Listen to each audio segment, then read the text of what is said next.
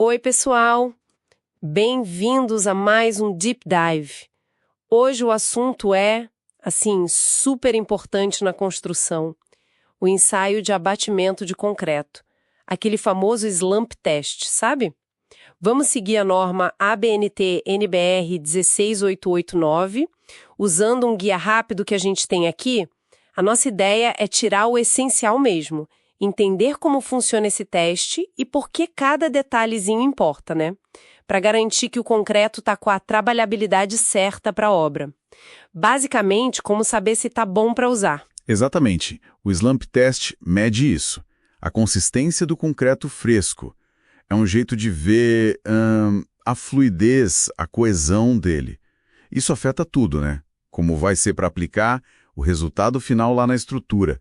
Vamos desmistificar os passos principais aqui. Legal. Então vamos lá?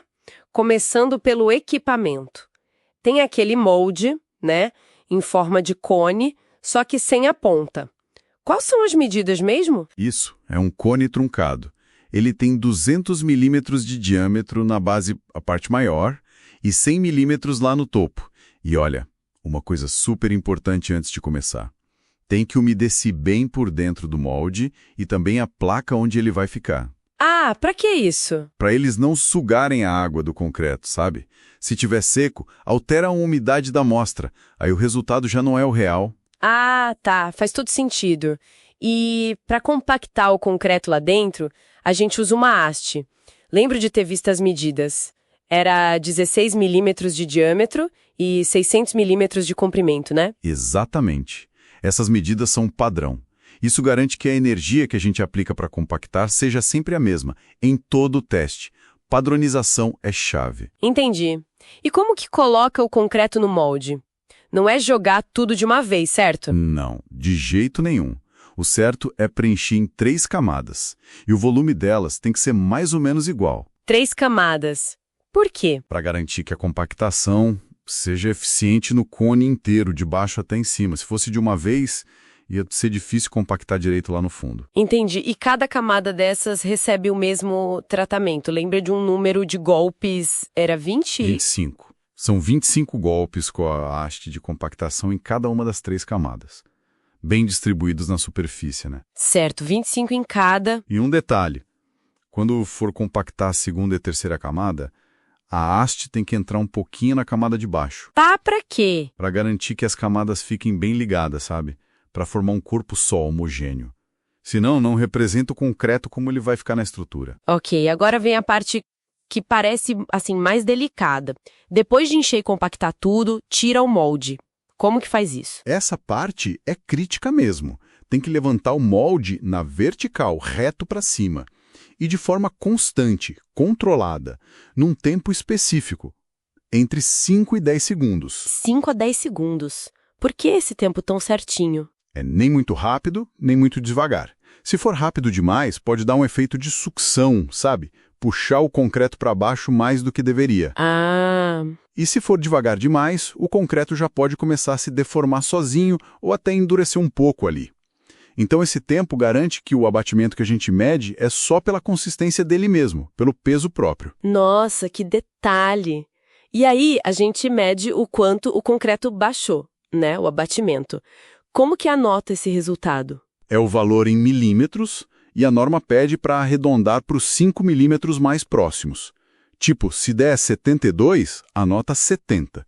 Se der 73, anota 75. Arredondado para 5 milímetros, para simplificar. É para ter um padrão e também por uma questão prática, né? Tentar medir 1 milímetro ali no campo é complicado e talvez nem faça diferença real na trabalhabilidade. Esse arredondamento dá um valor útil comparável. Entendi. E se der tudo errado? Tipo, a gente tira o molde e o concreto desmorona todo, espalha. O que faz? Aí não tem jeito. Se acontecer esse desmoronamento que a gente chama de colapso, ou se ele deslizar muito para um lado, o ensaio é inválido, não dá para usar esse resultado. E aí? A norma é clara. Descarta e faz outro ensaio. Pega uma nova amostra do mesmo concreto e repete tudo. Não pode tentar consertar ou adivinhar um valor. Certo, segurança do resultado acima de tudo. E para fechar o relatório do ensaio, O que não pode faltar de jeito nenhum nesse documento? Fiz até as informações para rastrear, né? A data e a hora que foi feito o teste, a identificação bem clara da amostra, de onde veio esse concreto, qual caminhão, essas coisas, e, claro, o valor do abatimento em milímetros já arredondado. Nome do operador não precisa. Olha, curiosamente, a NBR 16889 não lista como obrigatório, mas é uma ótima prática colocar, né? Para controle interno da qualidade. Ok. Então, resumindo a ópera, molde e haste com medidas certinhas, tudo úmido antes de começar. Enche em 3 camadas iguais, dá 25 golpes em cada uma, lembrando de penetrar na camada anterior. Tira o molde para cima com calma, entre 5 e 10 segundos, mede em milímetros e arredonda para 5. Se desmoronar, começa de novo. Perfeito.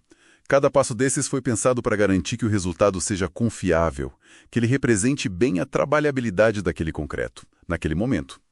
Não é só seguir regra, é garantir qualidade. Isso deixa a gente pensando, né? O teste mostra a foto daquele instante.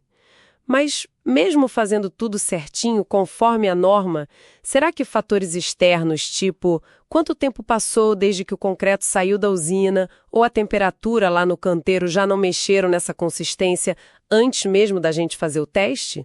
Fica aí uma reflexão sobre o contexto todo, né? Além do ensaio em si.